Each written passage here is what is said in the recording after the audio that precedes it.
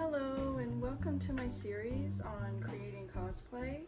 My name is Joy Moden and I am a longtime cosplayer. I cosplayed for about 5 years. I took a break for about 2 years, but now I've been getting back into it. I've been making new things. I've also been making a Mysterio cosplay.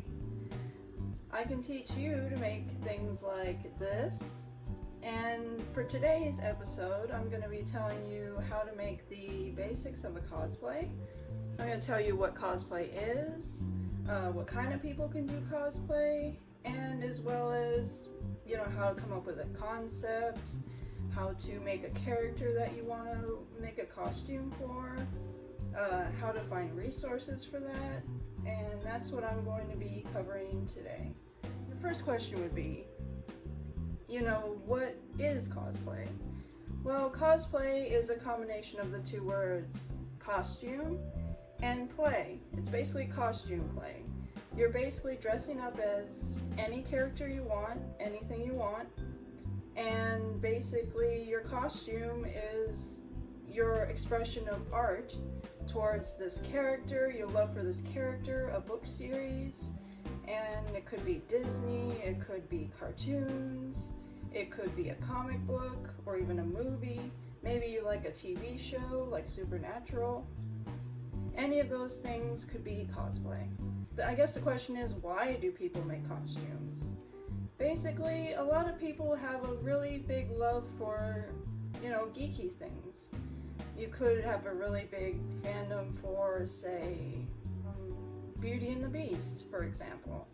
If you really like Belle, maybe you want to make a costume for Belle. Maybe you want to dress up as a Power Ranger. Maybe you really like the Marvel movies, like I do. And you could make something like what's in the background here. And this would be my Loki staff.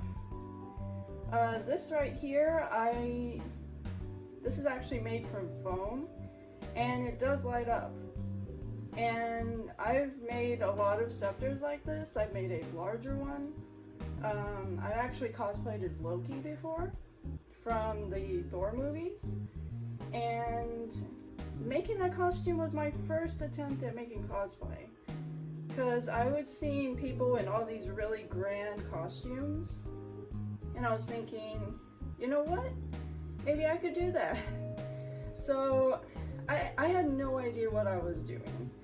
I basically started looking online at other people's costumes and being like, you know what? I'm just gonna jump into this and try it.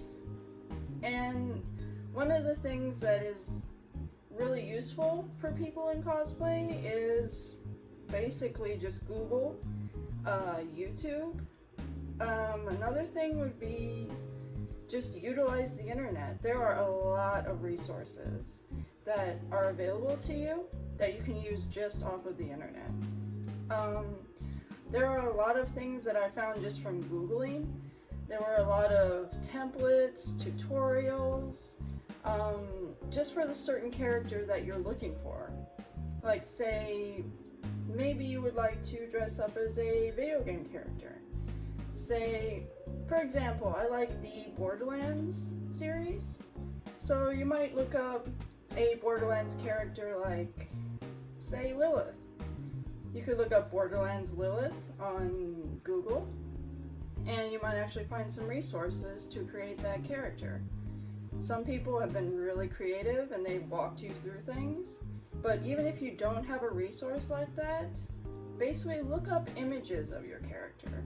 Look up your character's costume, print off what you can that are very detailed character studies of different angles, different perspectives, and some artists have even put up on the internet their concept art of certain costumes, and you can work off of those things to start designing your concept and your idea of this costume.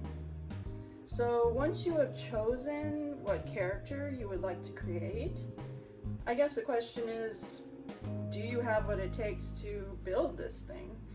Do you have what it takes to build a giant mech from say, Pacific Rim? I would say yes, because cosplay is a lot of experimentation about materials, figuring out unique ways and creative ways of creating what exactly you want. So I guess the question is, are you willing to put a lot of time into it? Depends on the kind of costume. Some costumes, all you need to do is, say you're Mary Jane. You can look on somewhere like just Amazon and find whatever you can that is extremely similar to the look that you're going for. And say the character has a distinguishing piece of, say, their costume. Some Mary Jane images have the shirt, just the t-shirt with a heart, and then it has the Spider-Man mask on it. So you might find maybe just a plain t-shirt and then maybe paint that heart onto the image, or have it, you could go to a t-shirt design place and have it graphically made for you, or if you're adventurous, you can get just a plain t-shirt from, say, Hobby Lobby or Joann's or Michael's or any craft store, even Walmart. And those places, they'll be able to, give you something for a really good price. And then all you have to do is make the image on it, and then some things are just that simple. Other things, like say the Jaeger from Pacific Rim, that would take a little bit more crafting. But at the same time, it's a very fun experience to try to go through, how am I going to achieve this look? And what am I going to use to do that? And that's what this series is for. I'm here to walk you through, step by step, the materials you'll need, and just exactly how to walk through doing very simple things. And I can give you tips, tricks, and even the materials you might need to do some of those bigger projects. It's just something that you can do to work up towards your dream cosplay one day. Do you have what skills it takes to do it? A lot of people don't think that they can cosplay because they don't feel like they have any artistic skill, they don't feel like they have any talent in crafting. Well, the thing is, I think everybody can cosplay. It's just a matter of whether you're willing to dive in and try something. And trying something new is just part of life sometimes. So what I'm going to do is show you some basic materials that you might need just for any cosplay. If you're going to be building something, most likely you're going to need any of these materials. So this is just the simplest thing that I could make.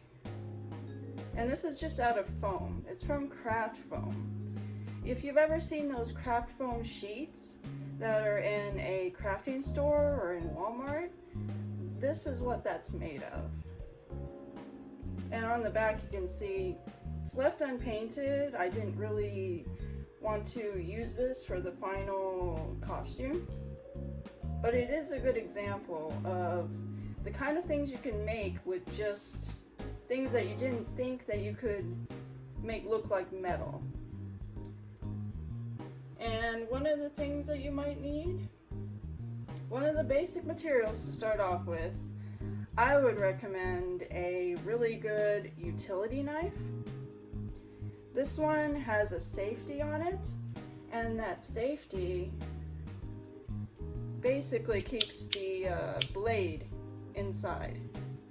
As you can see there, it has a really sharp blade. This is a high-grade construction utility blade.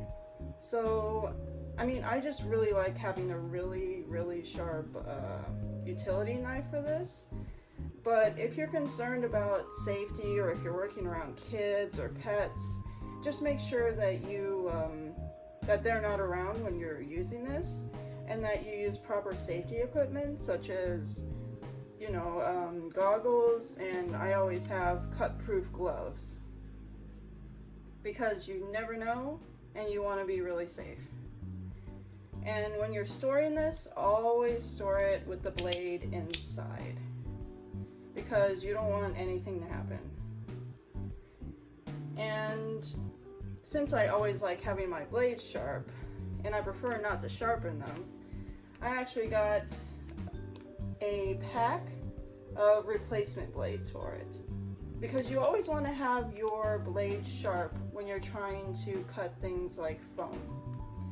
And these are the kind of foam that I typically use. This is a 3mm foam, and this is only 3mm thick, if you can see that. And this one is a 5 to 6mm foam. I think it's a 5mm foam. And these are just solid black pieces of floor foam. Or if you go to somewhere like Joann's, then you can find these as cosplay supplies. They actually will sell these at Joann's, and they might start selling these at other craft supply shops. But I prefer the Yaya Han brand because they are even on both sides. You don't have any texturing on either side. As you can see, it's very smooth, and it makes it so much easier. You don't have to sand it, you don't have to do anything to it other than prime it. Another thing that is very useful to have are these sponge brushes. Just any size, even a variety pack might be nice. It will give you some more options. And I also have pens. These are silver pens, and they work really well on foam. This is good for drawing on foam and just very dark materials in general, because you want to be able to see where your lines are. Another thing that is very, very helpful is scissors. You have a lot more control over scissors than with the blade sometimes, especially if you're new to cutting foam. Just make sure it's a very sharp, really good, high quality, heavy duty blade on this scissors. Another thing that can be useful sometimes is painter's tape or masking tape. I like to use masking tape because sometimes you just want to spray paint something, or you want to paint something and have some really sharp, clean lines. This is also good for temporarily just keeping template pieces together, just so that you can take them off and separate them, that sort of thing. Another thing I like to have on hand is the Gorilla Glue, and this is the gel. I like the gel because it does not go everywhere. It's a little bit easier to control, and it's a little bit thicker, which means that you don't have to worry so much about gluing your finger to a table. I'll be talking about all these things in much more detail later, in later videos, but for now I'm just running over the basic materials that you might need for any sort of cosplay. You would need acrylic paint, and I'll explain why in another video, but acrylic paint is the best kind of paint to use for, say, armor or most props and things that you will use in cosplay. Another thing is clear. It doesn't have to be the DuraClear brand. It doesn't have to be Americana. It doesn't have to be DecoArt. It doesn't have to be any of those things. But it does have to be a polyurethane gloss varnish. I mean, honestly, it doesn't even have to be gloss. If you want a duller finish, then you could just use a regular varnish. I'm sorry. And the gloss varnish is what I really like to use for metal looks. I really like this on metal. And I also have black gesso. Normally you'll find this in the art supply section of most stores. They usually will take black gesso, otherwise they might have white gesso. Either way, this is my favorite thing to prime.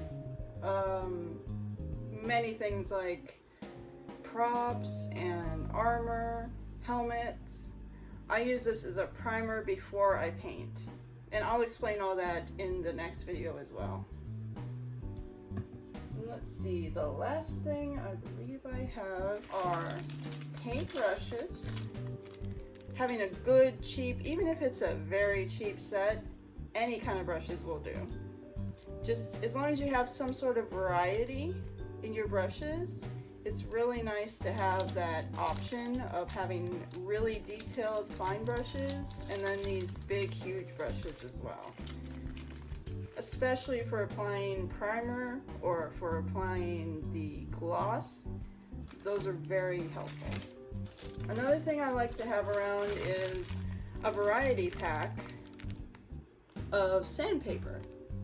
Sandpaper is good, especially if you have very rough edges on something. If it's something very hard and you have some very rough edges, or if you just need to get something like paint to stick, having it sanded first, like say if it's a very smooth thing like these, if it's very smooth, it's a little bit hard to see because it's black, but if it has this really smooth texture to it, it's going to make it hard for paint to stick to it. So the best thing to do is to sand the surface first to make it slightly rough, and then either paint it directly or prime it and then paint it. And I'll explain what priming and painting are and what the difference is in another video. But for this one, I'm just explaining that sandpaper is going to be a really useful thing to have when you're painting, or when you're, for painting anything, it can be really, really useful, even without cosplay. And another thing that is really useful, I was saying earlier about finding references off of the internet. Well, I managed to find these images, and these were taken from a forum where somebody was trying to make a Mysterio costume, and these parts were supposed to be from the cape. These are supposed to attach to the cape, so I ended up blowing them up larger and then printing them off my printer, and I've been using these as references. I've been using these as templates for some of my props and for the pieces that are on my cape. This was one of the things I used a template for. I just printed a template off of the internet of a reference, and this was another thing that was supposed to be on the Mysterio cape. And it's really useful to have even images off the internet, even if you don't have tutorials, if you don't have very much materials about the character that you want to make on the internet, then it's really, really useful to just have images. If you have a really good perspective of a top-down image, or if you have a prop that you need the blades cut a certain way, just size it up on your printer, size it to whatever size you feel that you need, and then just print it out and use that as a template. Even if you're not good at drawing freehand, being able to print something off of the internet as a template can help so much more. I almost forgot. How could I forget this? It's a hot glue gun. I use this so much. I actually had to get a new one recently because I used my old one so much. For cosplay making, these are practically invaluable as glue. A precaution for when using glue guns, and I'll get into this more later, the metal tip will always get very, very hot. So just be aware of that when you turn these on and let these heat up, because that can be a safety hazard, and we don't want anybody getting hurt doing cosplay. So that will be another thing I will be covering. I'll be covering all of these items in more detail and the uses for each of them in future videos. And so another thing I also recommend, get a pack. Get a full pack of refills for whatever glue stick you have. Make sure you pay attention when you buy your glue stick as to what glue sticks will fit into that, because normally Normally mini glue sticks will work with something this small, but if you're going for the larger glue sticks, or if you're going for the larger glue guns, then you're going to have to pay attention on the labels when you buy it, what type of glue stick you'll need within that specific glue gun. And there's a variety of different mini glue sticks that you can get. You can even get some with glitter already in them if you want the glue to show for some reason. And there are plenty of all-purpose, there's high temperature, low temperature. Those are all different kinds of glue sticks that you'll need to keep in mind when you're buying refills for these. And believe me, you will go through quite a few if you do a lot of armor like I do. So, I mean, the thing to keep in mind is there's some tips and tricks that you'll need to know to just do some basic cosplay and make it easier on you when you're trying to build these things, when you're trying to be, when you're trying to express your creativity through this sort of art. Then the best thing to do is just to take what tips you can find, look on the internet, use all the resources available to you, and even the library can offer you some books with pictures probably of your character. There might be a manga in there that has some really nice images that you can reference off of. It's just things like that, all the little things, they help so much when you're trying to make a costume. And that's it for today. In the next video, I will show a little bit more detail about how to use these materials and what they're for, and that'll be it. Thank you very much for joining me. Bye-bye.